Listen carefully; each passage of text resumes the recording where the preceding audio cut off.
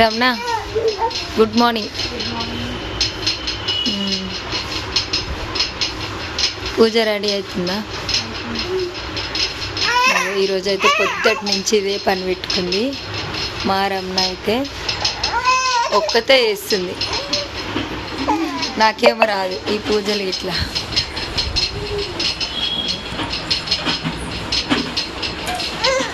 అందరికీ good morning friends.